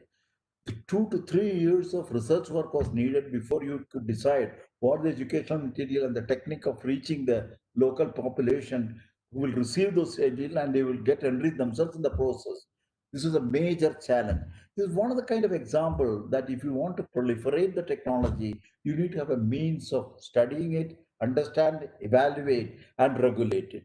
That is the idea that National Educational Technology Forum that we have tried to set up to provide an independent evidence-based advice to state and governments on adoption of technology-based interventions to build intellectual and institutional capacities in educational technology, to envision strategic thrust in areas of technology domain and to promote education in them among educational institutions, and to articulate new directions of research and innovation, the use of technology for improving education. We would assume that these kind of things, also the actual activities on research and things, will be carried out by the Department of Education, which will come up in the higher educational institution, at least some of the higher educational institution. So the National Educational Technology Forum will maintain a regular inflow of authentic data from multiple sources, including the educational technology innovators and practitioners, particularly at the grassroots level. Disruptive technology, this is something you're very much day to day, you're seized with. The 1986-1992 policy could not expect the internet's disruption. This policy fully expects the educational system to face many technological disruptions, artificial intelligence, machine learning, and so on. Two major aspects related to such disruptive technology we have identified: harnessing technology to improve educational outcome, that is human plus artificial intelligence, hybrid interactive systems, education in new and disruptive technologies, identifying them and preparing students in new large numbers. And finally, the project addresses both these kind of a thing, the policy. Now, on the governance side, I've just tried to, again, we got the policy in the beginning of my talk. I'm just coming back to the policy side and what is the kind of a governance structure that has been done. I am trying to here show the state education and the central education in two color codings. The blue is the color code for higher education and the yellow is the color code for this. And the main thing is the central agency for the education, the CABE, which is currently there, a council of the educational the thing. Uh, this particular CABE, the Central Advisory Board of Education, is now in this policy, they have elevated to the level that they will oversee the overall administration, governance, and evaluation of how the policy is going to work at the from the central level, and also to make fine tuning or midterm corrections if needed, and virtually becomes a kind of a kind of a reviewer and evaluator, and also a recommender with respect to the changes needed in the context of the higher education. So this is the system which is adopting the Central Advisory Board and making it more empowered. Then we have an Higher Educational Commission of India, which is what is recommended to be set it up as the highest body on the higher educational commissions. As a part of the governance, you have the four major verticals that are there under the HECI. One is academic and standard setting, which can be the PS, the professional standard setting bodies, and so on. That GEC, General Education Council, the National Council of Technical Education, the All India Council of Technical, the medical. Ultimately, they will all come under the PS, the professional standard setting bodies, under the academic and standard setting. And on the academic side, you have, of course, the National Higher Energy Qualification Framework for higher education. And then you have the second one, which is regulation, the National Higher Educational Regulatory Body. And then you have accreditation, National Accreditation, this is the council. Then you have the funding, Higher Educational Grants Council. So these are the four verticals under a Higher Educational Commission of India. This is what is recommended. And of course, the education provision will continue to be given by the autonomous institutions and other types of institutions which are a part of the higher education or school education. So this is the kind of a structure, broad structure, that we have tried to evolve with respect to the governance of the educational system, and with this clear delineation of the higher education part of it. Important about this is the fact that empowered governance and autonomy of higher education. This is something which I don't think that this needs to be much discussed when a place like IIT or IAC, but it's good to know that this is one of the things that had been of concern while they were debating on the subject with several of the experts in this area. The recognizes the effective governance and leadership is the key to creation of a culture of excellence in the innovation of higher educational institutions. All the higher educational institutions in the next 15 years will become autonomous, self-governing entities through a system of graded accreditation or graded autonomy. With appropriate data accreditation, such institutions shall establish a board of governors consisting of highly qualified and competent individuals with proven capabilities and a strong sense of commitment, something which we need to do for many of the higher education institutions in this country. The board of governors will be empowered to govern the institution free of any external interference, something everybody talks about it. This is something very explicitly made clear in the policy. Make all appointments, including that of the head of the institution, and take all decisions regarding the governors. The board of governors will be responsible and accountable to the stakeholders through transparent self-disclosures of the relevant thing.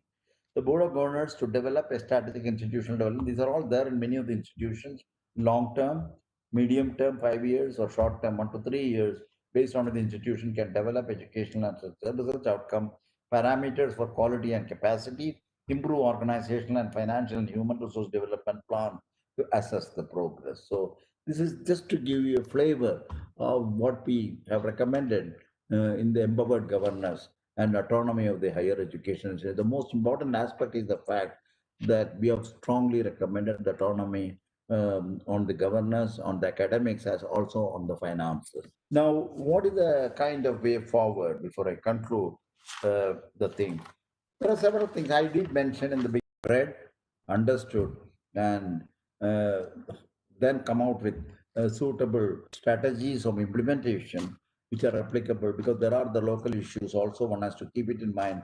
There is a broad strategy that we need to have for the country, for the policy to be translated into the next step of implementation, and also specifics with respect to the local conditions or the regional conditions and things of that kind, which is more than just the policy. It has got finances, it has got the resources, human resource, and many other things. So this is something on which work will be done. But the fact I would like to emphasize is, and you know this again because you are a part of a system which is implementing it, that this work is in the forward, in the movement. And I cannot but conclude with the statement that, as I said in the beginning, I think this is a very unique policy. It has its own challenges to implement. But I think what is important and what is reassuring for some of us is the fact that many elements of this has been done in some form or other by institutions.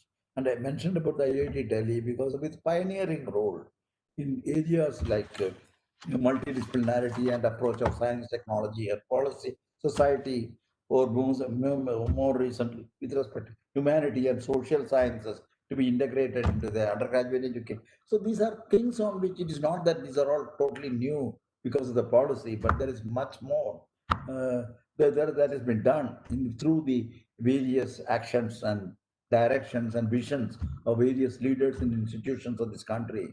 I'm sure that we need to understand it very clearly. We need to see how that can be adopted and how this policy itself can aid in taking it forward. So with these few words, I would like to thank again the Institute, the director, deputy director, and others for this privilege of talking to you and sharing my thoughts with you. Thank you very much.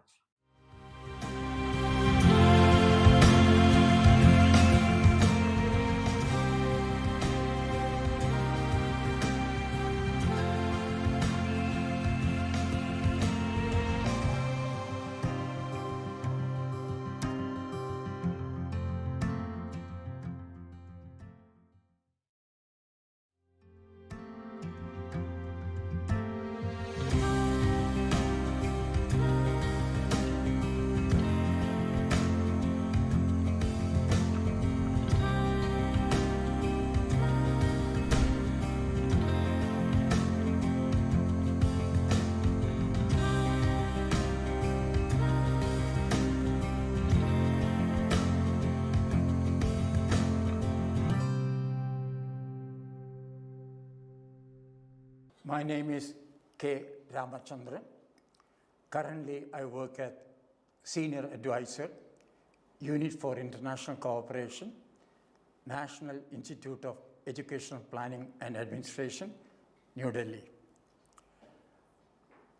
The topic I have today is importance of policy in education and the fundamental principles guiding the National Education Policy 2020. Let me take the first part. What is the importance of a policy in the field of education? A policy normally gives a direction for education development in the country, say, for the next 10 years, next 20 years, and so on. Policy sets a vision. For instance, the National Policy on Education 2020 envisions an education system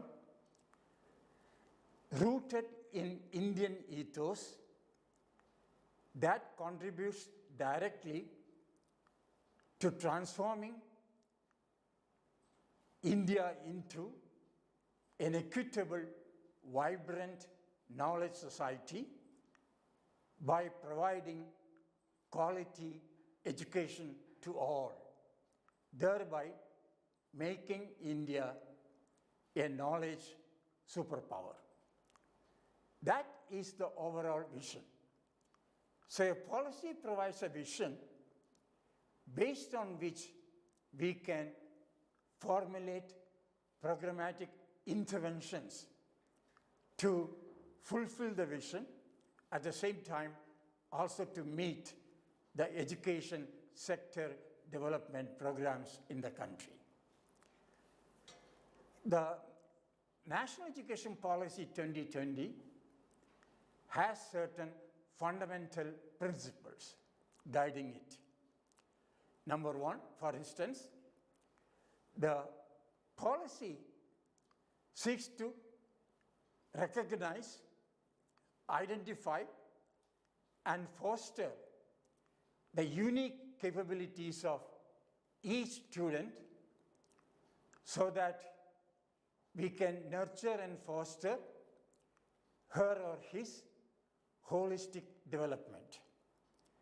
The term holistic development is very important. I'll come back to that later.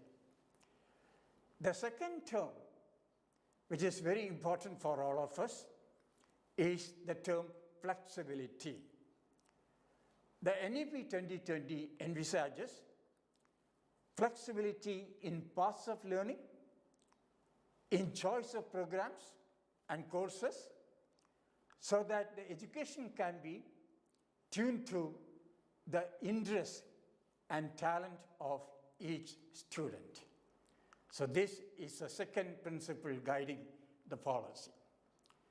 The third principle is what we call honoring student diversity. India is a country of tremendous diversity in terms of socio-economic status, in terms of culture, in terms of language, and so on. And therefore, the kind of students we get also would be of tremendous diversity. Many of them could be at the undergraduate, postgraduate level, first generation learners. How do we honor this diversity? Let me get back to the term holistic development. What do we mean by this term, holistic education? It simply means an education program that would help develop all capacities of human beings. For example, intellectual development or intellectual capacities, physical capacities, social development, emotional development, aesthetic development, ethical practices, and moral development, all in an integrative form. To have this integrated approach, therefore, will require exposure of students to or building capacities across variety of disciplines like arts, humanities, social sciences, natural sciences, vocational education, performing and visual arts, and so on. That would be what you call a multidisciplinary education approach. So to promote holistic development in the higher education sector, 2 quick actions. Number 1, moving higher education institutions into large multidisciplinary institutions. And the word large is also important. In India, we have a large number of standalone institutions with the enrollment in many cases less than 1,000 and even less than 500. How do we move these single stream higher education institutions to a multidisciplinary institution? That becomes a transformative initiative, number 1 for us. Second, can we offer in our universities and colleges multidisciplinary programs? That means a person may major in physics, maybe the person may offer a minor or opt for a minor in music or a visual art or history or economics. That means there is no clear-cut demarcation between arts, sciences, vocational field, and so on. That means the boundary between different areas of knowledge can be removed and get an integrated holistic education. Students are given options to choose courses or programs of study according to their interests and talents. And that is possible only we offer what we call multidisciplinary education. Gradually, all undergraduate programs in the country will move towards a multidisciplinary education approach, including those related to professional education, vocational education, and so on. So therefore, many of these professional, technical, and vocational education programs also will have this approach, what we call a multidisciplinary approach to education. So this is a transformative initiative we envisage through the implementation of the National Education Policy 2020. Third, the National Education Policy 2020 envisages what we call institutional restructuring and consolidation. What do we mean by this? All higher education institutions in the country would be categorized into 3 groups. Number 1, those which are referred to research-intensive university. They will offer high-quality research programs in addition to high-quality teaching. That means the focus will be on both high-quality research and teaching. This will be one set of higher education institutions. Second, teaching-intensive universities. They will focus more on high-quality teaching, but at the same time, they will also do significant research. This is a second category. The third category belongs to what is referred to as autonomous colleges or constituent colleges, which can award undergraduate degrees. But they will also, if they accept 4-year undergraduate program, will also have research projects done by the students. These are the 3 categories of institutions we propose to have during the next 10 years. Research intensive universities, teaching intensive universities, autonomous colleges, or constituent colleges, which will award undergraduate degrees.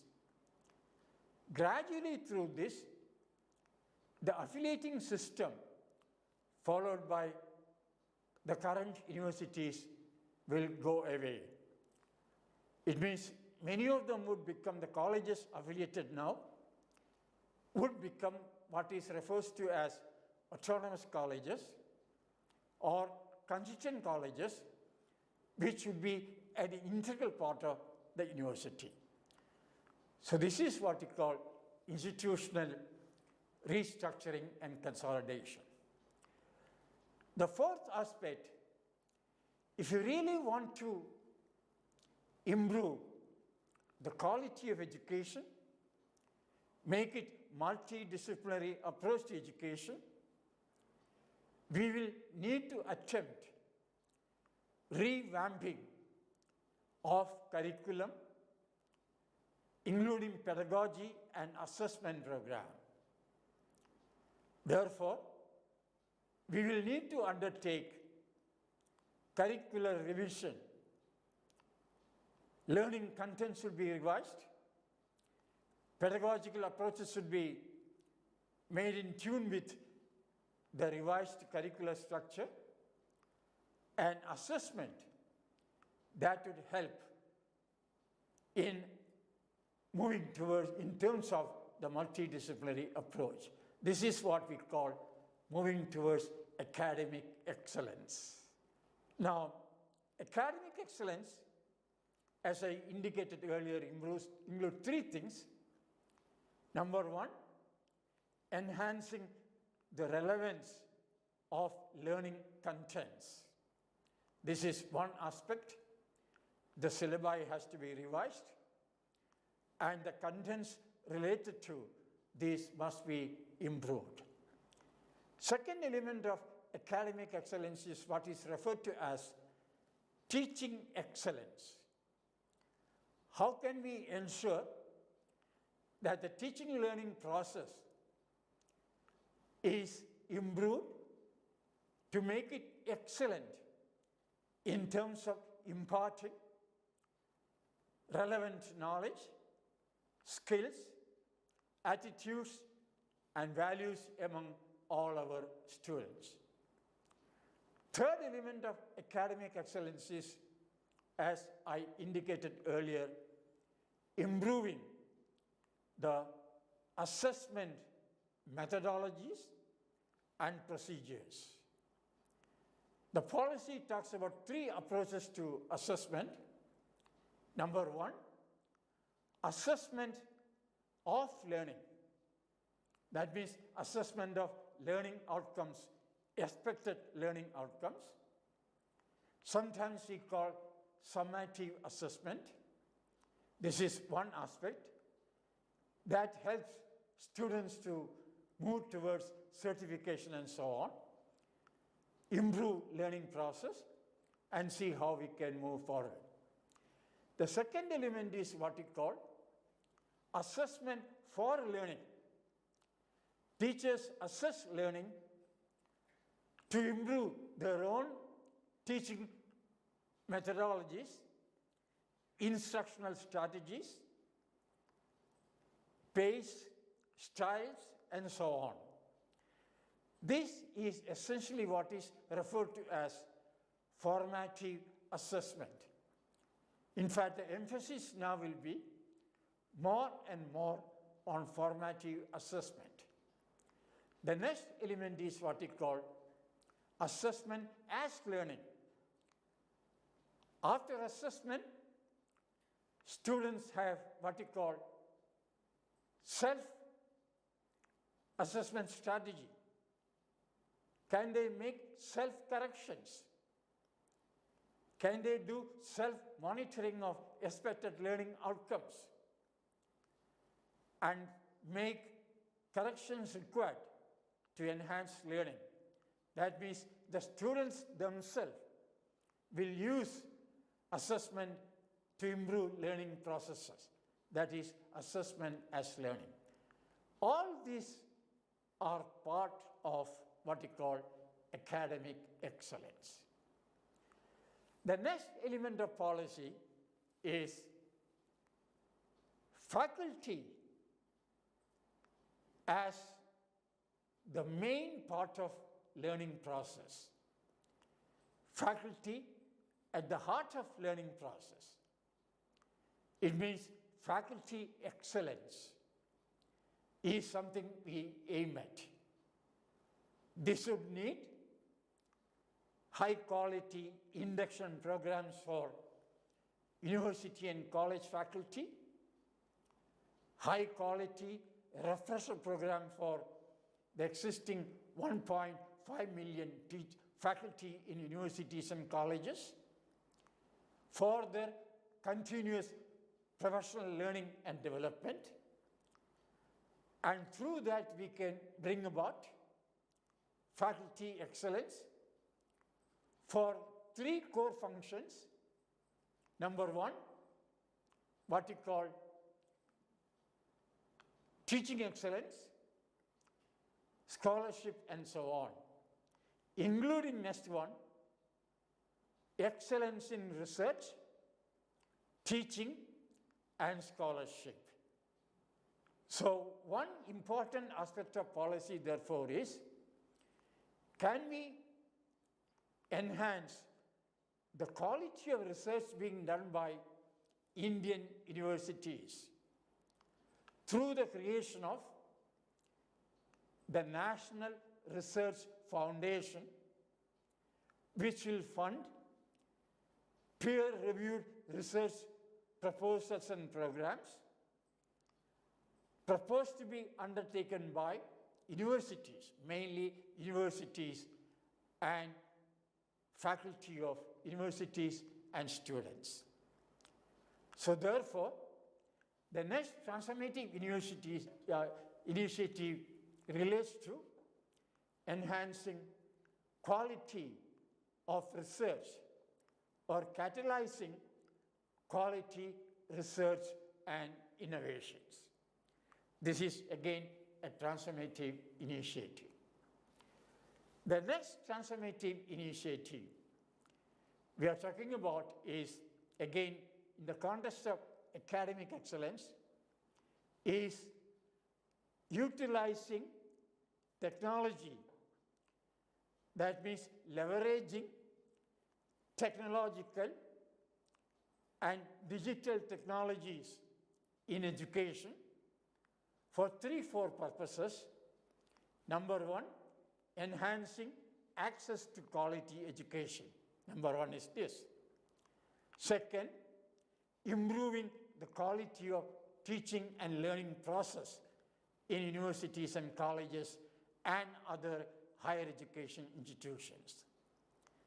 Third, can we leverage technology for continuous professional learning and development of our faculty in universities and colleges? Fourth, can we use technology to improve educational planning and administration at all levels of education, including higher education management system? Next transformative initiative in this context is changing the regulatory system of higher education. We now have a single body regulating the higher education system. Can we ensure that the higher education system have a body for regulatory functions, a separate body, maybe named as Higher Education Regulatory Authority. Second, a body for standard setting in higher education, a separate body for standard setting, referred to as General Education Council. The third body, as we have now, for assessment and accreditation of higher education institutions. What is being done by NAC? Can NAC be a meta-accreditation body, which may have many more bodies to accredit, and NAC plays the role of a meta-accreditation coordination body. Last, a body for financing higher education.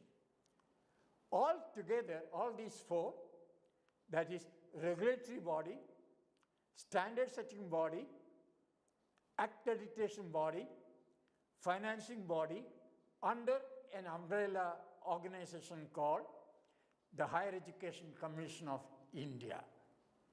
This is considered to be another transformative initiative.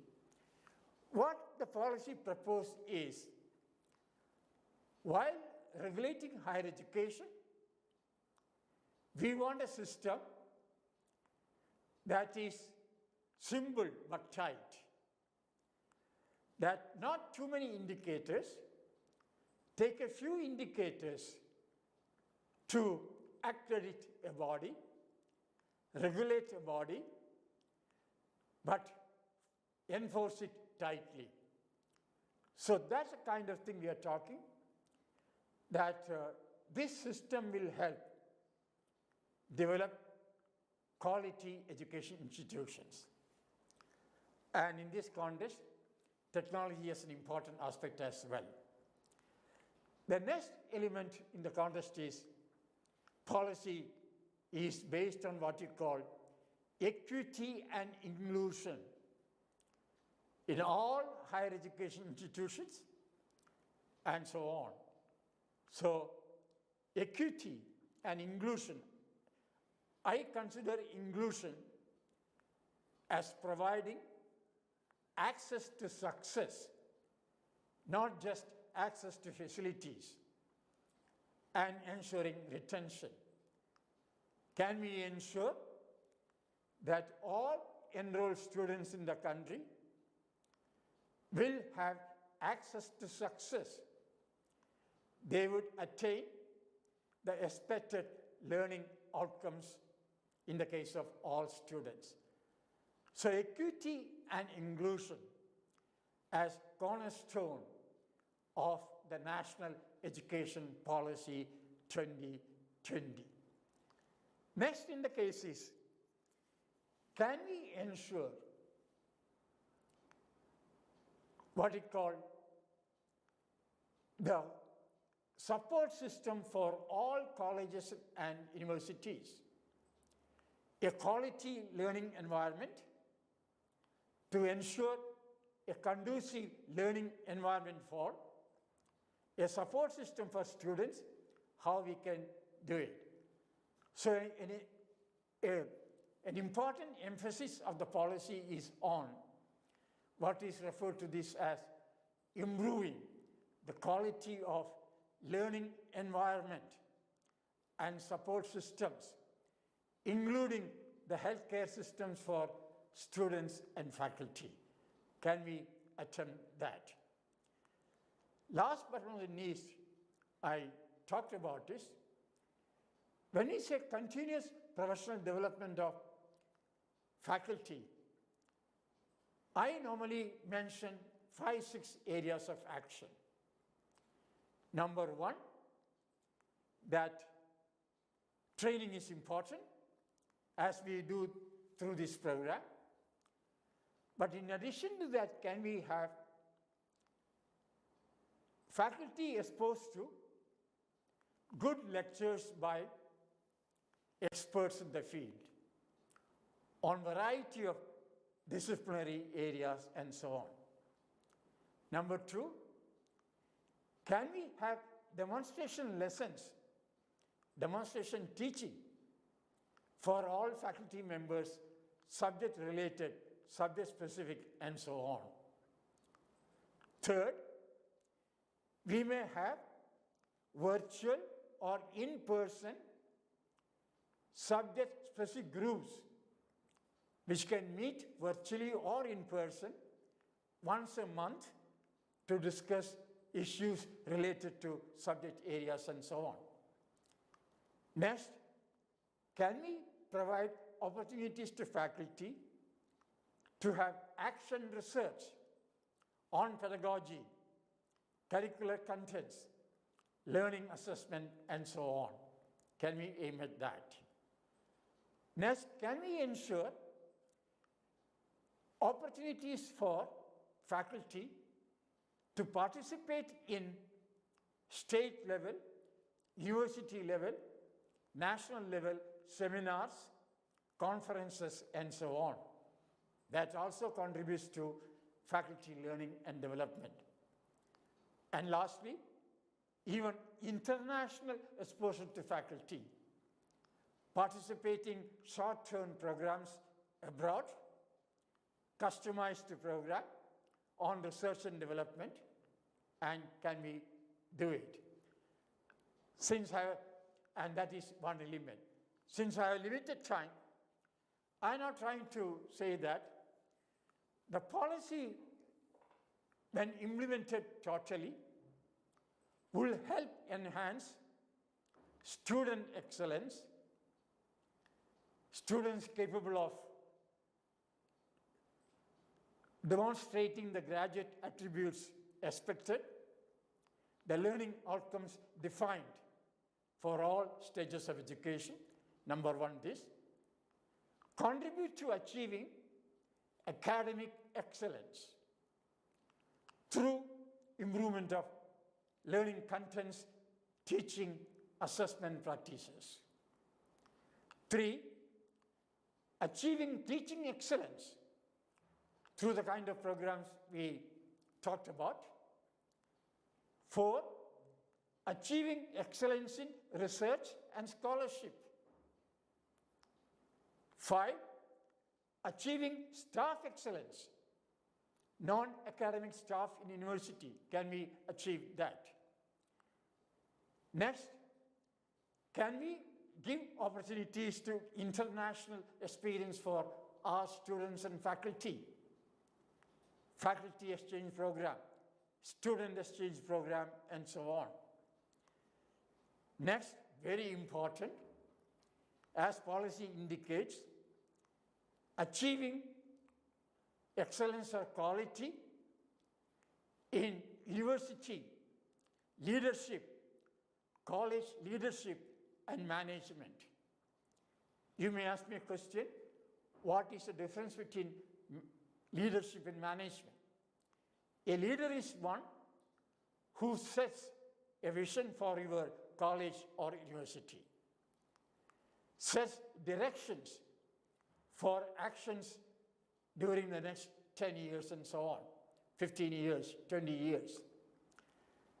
And through this, can we aim at reaching a gross enrollment ratio in higher education for the age group 18 to 23 years, 50% by 2030? That is a target. Can we reach that? So excellence in governance and leadership is extremely important thing. Management. A manager controls resources, deploys team to ensure that the proposed vision of a university is enhanced, achieved. And that becomes the role of a manager. To end my discussion, I would say, what is proposed is to implement these transformative initiatives during the next 10 years to ensure high quality higher education to make India a global knowledge superpower during the next few years to reach the overall vision of the National Education Policy 2020. And in this, faculty of colleges and universities have a pivotal role. And that is why policy says teachers and faculty at the heart of the learning process.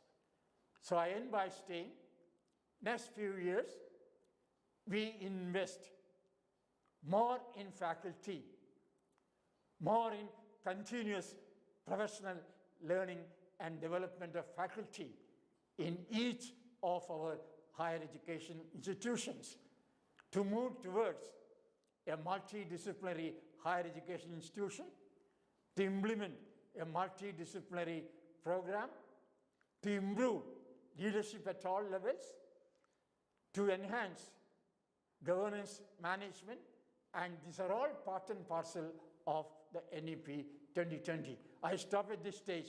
Thank you very much for your kind attention.